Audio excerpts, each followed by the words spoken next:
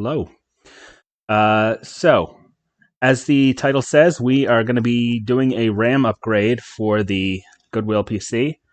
Um, Now, I talked about, I think, in the original video about, let's see if I can get this a little closer, putting in Corsair Vengeance RAM sticks, but it was going to be $80 for 16 gigs, and I just thought about it for a long while. And I said, why pay $80 for Corsair Vengeance RAM when this is kind of an old PC? I don't really need the best RAM that I could possibly get. So instead, I bought two 8 gig Crucial sticks. Same speed as the Corsair Vengeance I was going to buy, and these don't have heat sinks on the top, and the Corsair Vengeance sticks did. They're pretty slow RAM, so that, yeah, 1600 megahertz. So we're going to be doing that. We're also going to be switching the CMOS battery, which thankfully I already had some, but yeah, there's the PC. So as you can see, the Goodwill PC is not really doing anything right now. It's got 8 gigs of RAM in it, DDR3, not particularly fast. The speed that they say it is on here is actually slower than the ones I got. It says 1333 megahertz. 2 out of 4 slots used. We're going to fill up those other 2 slots. So this is the Logitech wireless keyboard mouse thing I'm using. Not great. Not what I'm going to keep, but it's worked in a pinch. It's going to be really weird when I try to game with it. I don't know how that's going to go. No, it did not change. It's still at 44% memory with nothing going on except Task Manager, Notepad, and the Dash Faction window. Yeah, just in the menu, if you can see at the top there, it's 182-ish frame rate at 182 FPS on the main menu. So, yeah, this should be a good test. And go back to this busy level. Ooh, my 40, 30, 40s, 30s, 30s, 30s. Ooh, I jumped out by accident. That's what we're working with at the moment. 8 gigs RAM, doing absolutely nothing. It's using 3.4 gigs. And the speed is 1333 megahertz. I'm putting in 16 more gigs. Now, this machine is only supposed to take 16 gigs maximum, but I've read from several different forums around that people have been able to run this on 32 gigs of RAM if they use Windows 10 or 11. So I'm going to try it. Hopefully it'll work, and we'll see if things improve. Okay, yep, it's off. I'm going to unplug it also before we get further along. Taking the plug out. So no more power to the tower. Can you see the CMOS? Now you can. Right here. And thankfully it's the kind where it's easier to take out. So just pop the tab. I'm not going to show it because I need both hands. But we're going to replace the CMOS battery first. All right, there it is. Old Mitsubishi CR2032. Okay, so here's a brand new one. Unbranded. Who cares? If it works, it works. Yep. There we go. All good. Now, I have put RAM in before on my 2 laptops. So this is not the first time I'm doing this, but it's the first time I'm doing it on a desktop. Okay, it's going to go like this because you see it has, this is shorter than this section, and this shorter bay or whatever that takes it is towards the bottom of the PC. Oops. Do these come? Yes, they come out. So I can hold it in. There we go. Yeah, you really want to make sure it's in there without breaking the stick, of course, but give it some good pressure. Linus Tech Tips taught me that. I'm not giving any advice that I haven't learned from somebody else. And one more 8 gig stick. So it already had 8 gigs in it, 2 4 gig sticks. I might, do this first. I might put in new sticks and get this up to 32.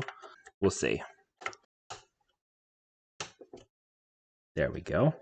At some point, the CPU is going to become the bottleneck, and it won't matter how much RAM I have.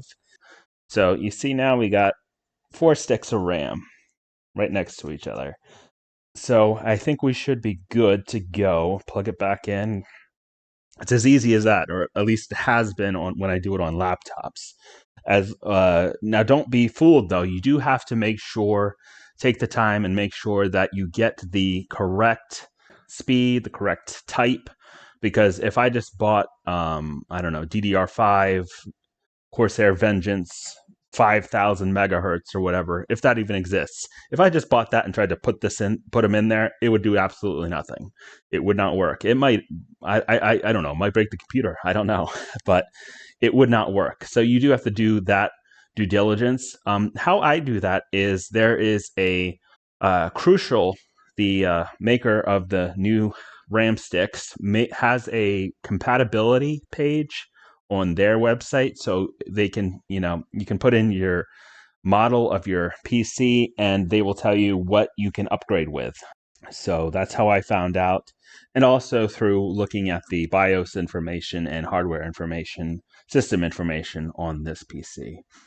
I still don't have, they do make connectors to where I can make this power cable a little bit longer to get to this. Unfortunately, all the connectors I'm finding though are like 18 inches, 8 inches, foot long, and I really only need like 4 inches at the most, maybe. But I'll do what I have to. Also, this is going away eventually. Many people in the comments have said, again, thank you for your comments. They are very helpful. And, I've had comments about the graphics card. Some people have said you don't want to get the what's it called? Ventus, MSI Ventus 4 gig, because the CPU will bottleneck before the graphics card can be used to its full potential.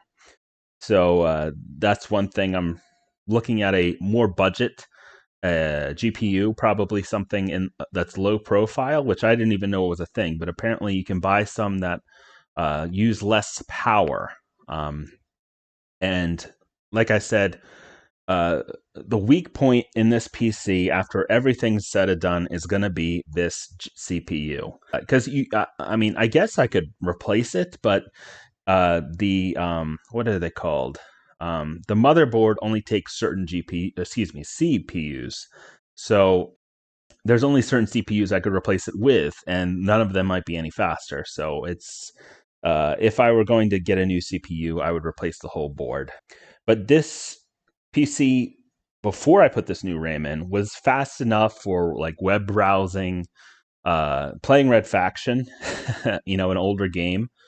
But I want it to be fast enough that I can play Red Faction Armageddon, which is a game from 2011, which has much better graphic fidelity than Red Faction 1.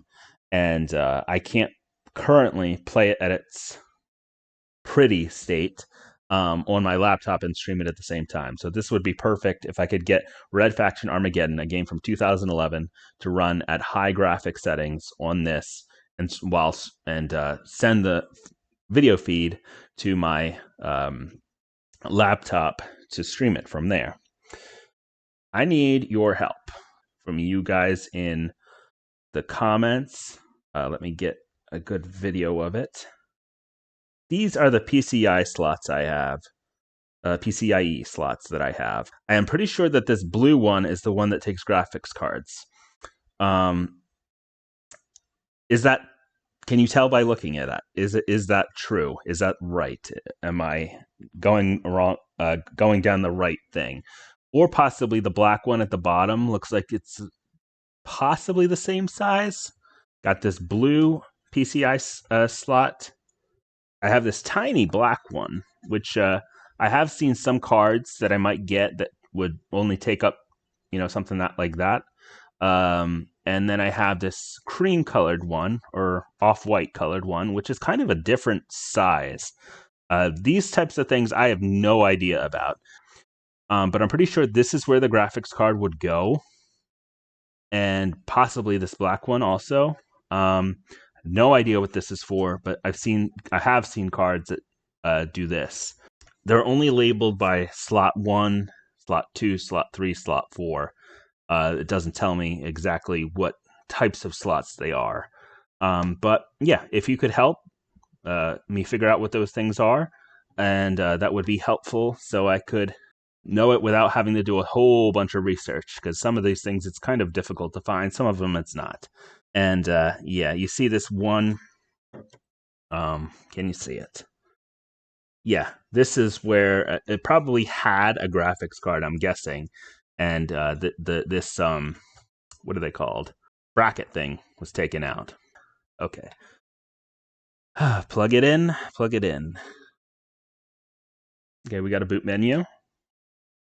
Boot screen, rather. Splash screen, whatever you call that thing.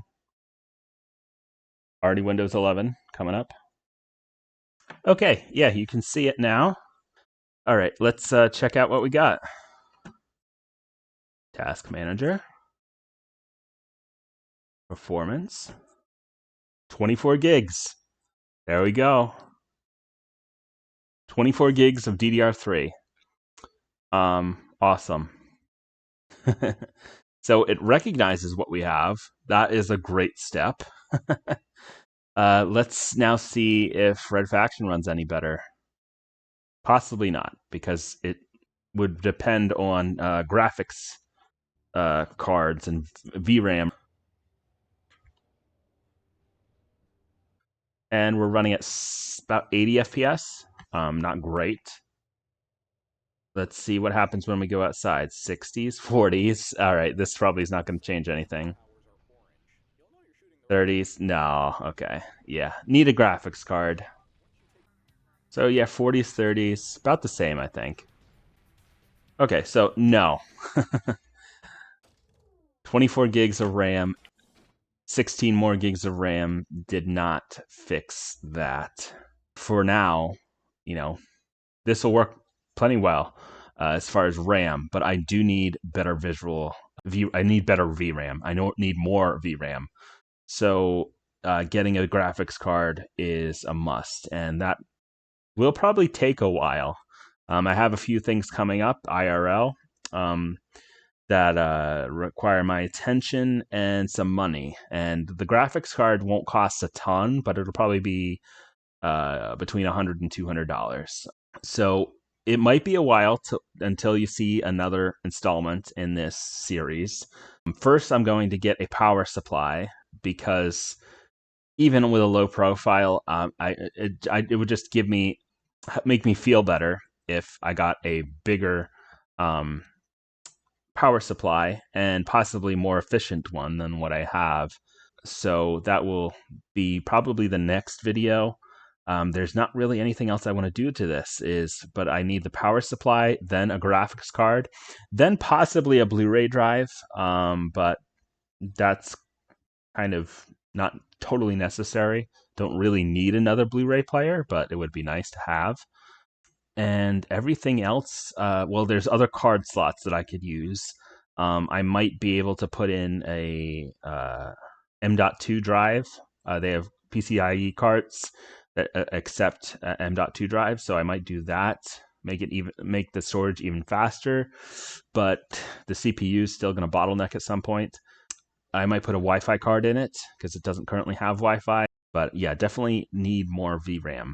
Yeah, the power supply is probably also going to be about in the neighborhood of $100 to $200. So again, that's going to have to wait a little bit. It's just I want it to be able to game as good as it possibly could have when it came out. And I think a good graphics card, probably still looking at about 4 gigs of RAM, of VRAM in a graphics card. A good graphics card will definitely help achieve that. There we go. And I'm going to measure the power supply and write it down so I can make sure that whatever I get will fit in that space. Because some of them are really big, and this is only 265 watts. So I just want to make sure that, whatever I get fits. That's kind of important. It is 6 inches deep. Make a little. Great artist here, yeah. Top 6 inches. 6 inches. 6 inches deep. That is about 3.5. 3.5 tall.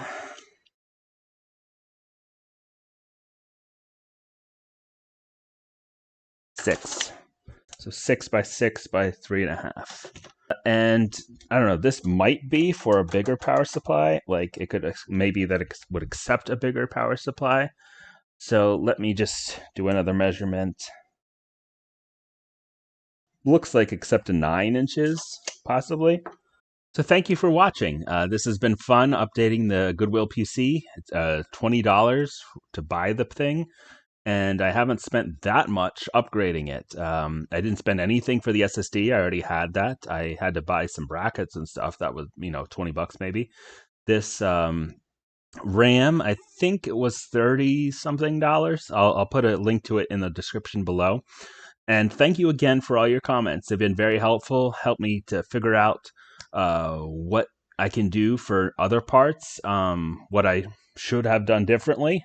I know, again, do not blow your fans and just let the fan spin, because that can fry your computer, apparently. I did that in the first video and have gotten lots of comments about that. And I thank you for those comments. I know not to do that now. But yeah, as far as the PCIe slots, I could use your help with that. Does it look like that blue slot or the black slot possibly are the right size for graphics cards? Thanks for watching. I will be back eventually with more upgrades for this Goodwill PC. Probably next will be the power supply. Thanks for watching, and I will see you again.